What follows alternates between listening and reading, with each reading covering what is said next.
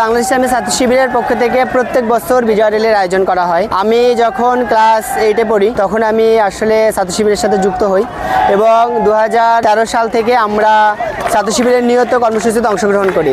তখন থেকে আমাদের বিজয় র্যালিগুলো আয়োজিত হতো, কিন্তু একটু ভিন্নতা ছিল। আমরা ছোটবেলা থেকে দেখেছি এবং আমাদের আগে 1977 সাল থেকে আমাদের প্রোগ্রামগুলো হতো, কিন্তু দীর্ঘ সময় ফেসিবাদের কারণে আমাদের এই আয়োজনগুলো ঝুটিকা মিছিল আকারে আমাদেরকে করতে হতো।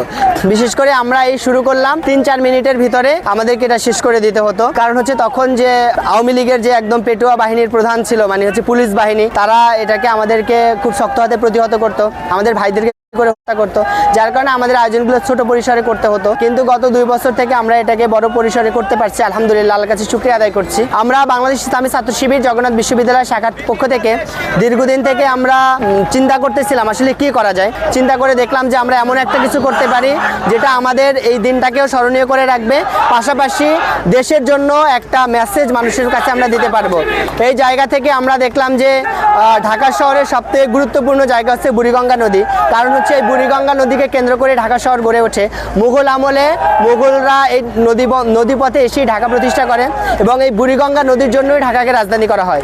পরবর্তীতে এখানে আহসান মঞ্জিল প্রতিষ্ঠা হয়, এখানে লালবাগ কেল্লা গড়ে ওঠে, ছোটো কাটরা, বড় কাটরা, তারা মসজিদ, সব কিছুই কিন্তু এই বুড়িগঙ্গার ঐতিহ্যের কারণে গড়ে ওঠে। পরবর্তীতে ইংরেজরাও এই বুড়িগঙ্গা থেকে ব্যবসা বাণিজ্য করে, তারা এখানে লালকুঠি নির্মাণ করে, সদরঘাট জাতীয় একটি নদী বন্দরের, ইন্টারন্যাশনাল একটা নদী বন্দরের মর্যাদা পায়। কিন্তু এই বুড়িগঙ্গাকে আজকে আমরা গলা টিপে হত্যা করতে বসেছি। বুড়িগঙ্গাকে যেভাবে আমরা প্রত্যেকদিন দূষণ করছি, পাশাপাশি যারা ভূমিদস্যু আছে তারা প্রতিনিয়ত একটু একটু করে বুড়িগঙ্গার জায়গা দখল করে এই বুড়িগঙ্গা আজকে শেষের দিকে নিয়ে যাচ্ছে। এই জায়গা থেকে আমরা জনগণকে সচেতন করার জন্য জনসচেতনতা, এবং আজকে যারা আমাদের এখানে স্টুডেন্ট আছে, আগামী 2-5 বছর পরে এরাই রাষ্ট্রের গুরুত্বপূর্ণ একটা জায়গায় গুরুত্বপূর্ণ চেয়ার হোল্ড করবে বলে আমরা প্রত্যাশা করি ইনশাআল্লাহ। তখন যাতে তারা এই বুড়িগঙ্গাকে রক্ষা করার জন্য, এই দেশের প্রত্যেকটা সম্পদকে রক্ষা করার জন্য তারা কাজ করে। এই বাংলাদেশকে যদি আমরা সুন্দরভাবে করতে চাই তাহলে আমাদের শুধুমাত্র বুড়িগঙ্গা না, আমাদের তুরাগের দিকে আপনি তাকান, আমাদের ধলেশ্বরীর দিকে আপনি তাকান, আমাদের প্রমত্তা পদ্মা, যেটা বাংলাদেশের সবথেকে উত্তাল নদী, সেই পদ্মার দিকে তাকান, আজকে কি অবস্থা। আপনি আমাদের ব্রহ্মপুত্রের দিকে তাকান, আমাদের গোমতীর দিকে তাকান, আমাদের নদীগুলোর অবস্থা খুবই খারাপ। আমাদের স্রোতস্বিনী সেই ফেনী নদীর দিকে তাকান, যার অবস্থা আজকে খুবই খারাপ।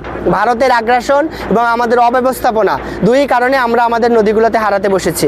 সুতরাং বাংলাদেশকে আমরা সুন্দরভাবে গড়তে চাই, আমাদের নদীগুলোকে আমরা সুন্দর রাখতে চাই, এবং আমাদের যে নদীর প্রাণ চঞ্চলতায় যে আমাদের বাংলাদেশ আন্তর্জাতিক মর্যাদা পেয়েছিল, যে নদীর কারণে আমাদের ঢাকা পুরো হচ্ছে ভারতবর্ষের রাজধানী হয়েছিল, আমরা সেই নদীর সেই ঐতিহ্য ফিরিয়ে আনতে চাই। যার কারণেই আমরা আজকের আমাদের এই বিজয় র্যালিটি আমরা নদীতে আয়োজন করি বাংলাদেশ ইসলামী ছাত্র শিবির জগন্নাথ বিশ্ববিদ্যালয় শাখার পক্ষ থেকে। আপনার কি মনে হয় যে গঙ্গাকে প্রাণ ফিরানো সম্ভব, এবং শুধু জীবিত করা না, এটার যে যৌবন ছিল এই যৌবনকে ফিরিয়ে আনা সম্ভব। আপনি তো আমাদের থেকে ভালো জানবেন, আপনারা জার্নালিস্ট মানুষ, আপনি যদি একটু সামনের দিকে যান তাহলে আপনি এখান থেকে শহরীঘাটের সামনে থেকে যদি আপনি যান, দেখবেন যে প্লাস্টিকের কারখানাগুলো দিয়ে নদীর মাথাটাকে বন্ধ করে রাখা আছে। তো আপনি যে অবৈধ স্থাপনাগুলো আছে এগুলো তুলে ফেলেন, নদীর যে আপনার অগভীর স্থানগুলো আছে যেগুলো প্লাস্টিক এবং বর্জ্যপরে অগভীর হয়ে আছে, এটা আপনি ভালো করে খনন করেন। এটা যদি সরকার উদ্যোগ নেয় তাহলে এই বুড়িগঙ্গাকে অবশ্যই সুন্দর করা সম্ভব। আমাদের দেশে শুধু যে জনসংখ্যা বেশি বিষয়টা এমন না, জাপানেও অনেক জনসংখ্যা, চায়নাতেও অনেক জনসংখ্যা, এবং আমাদের থেকেও বেশি জনসংখ্যা। তো তাদের নদীগুলো কিভাবে সুন্দর রাখতেছে? সুতরাং এটা অবশ্যই পসিবল। আপনি যদি এই যে শ্যামবাজারে এই দিক থেকে যে ড্রেনগুলো নামছে, বিশেষ করে ধোলাই খাল হয়ে এখান থেকে যে ড্রেনগুলো প্রবাহিত হয়েছে, কিরানীগঞ্জের এই দিক থেকে যে ড্রেনগুলো, এগুলো পুরো খোলা, মানে পুরো বর্জ্যটা ড্রেনে ফালায় মানুষ এবং ডাইরেক্ট ড্রেন থেকে এসে বুড়িগঙ্গায় পড়ে। তাহলে বুড়িগঙ্গার যৌবন তো থাকবে না। আপনি এটাকে সুন্দরভাবে শোধন করেন, এখানে আপনি একটা পরিষ্কার পানি ফেলানোর ব্যবস্থা করা হোক সরকারের পক্ষ থেকে। এই ড্রেনগুলোর মধ্যে, ড্রেনগুলোর মাথায় অথবা মাঝখানে একটা জায়গায় সুন্দর মেশিন স্থাপন করা হোক, যেটা দ্বারা ময়লাগুলো শোধন হবে। যে বড় বা ভারী করছে তাদের জরিমানা করা উচিত, এরকম একটা ব্যবস্থা রাখতে পারে। এটা হচ্ছে কিছু হচ্ছে সরকারের অবস্থাপনা, যেমন হচ্ছে ড্রেন, এই ড্রেন তো সরকার দেখবে, এটা তো আর ব্যক্তির পক্ষে দেখা সম্ভব না। 2 নম্বর বিষয় হচ্ছে বুড়িগঙ্গার জায়গা দখল করা, মানে ভূমিদস্যু যারা আছে তাদেরকে আসলে ছোটোখাটো বিচার করলে হবে না। আমি মনে করি যারা বুড়িগঙ্গা এবং নদীগুলোকে দখল করছে তারা আলটিমেটলি দেশের সার্বভৌমত্বের উপর হুমকি রেখে আসছে, দেশের নৌপথের উপর, দেশের যোগাযোগ ব্যবস্থার উপর। এদের দেশের সর্বোচ্চ শাস্তি নিশ্চিত করা দরকার। এটা শুধুমাত্র একজন ব্যক্তির সম্পদ না, এটা পুরো দেশের প্রত্যেকটা জনগণের সম্পদ তারা মানে নষ্ট করছে। এখানে তাদেরকে নিয়ে এসে বুড়িগঙ্গার মাঝখানে নিয়ে এসে জনসম্মুখে তাদের শাস্তি নিশ্চিত করা দরকার। কিন্তু যেই পলিটিক্যাল পার্টি বাংলাদেশে ক্ষমতায় আসুক, আমাদেরকে আক্ষেপ করে বলতে হয় প্রত্যেকটা পলিটিক্যাল পার্টি এমন একটা নাজেহাল পরিস্থিতি তৈরি করে, তাদের কিছু পেটুয়া বাহিনী, তাদের কিছু ক্যাডার তৈরি করে যারা এইগুলোকে শেল্টার দেয়। এক পক্ষ এটাকে দেখাশোনা করে, যখন তাদের ক্ষমতা চেঞ্জ হয় তখন এগুলোর ব্যবসাগুলো হাত বদল হয়, বাট এগুলোকে কখনো বন্ধ করা হয় না।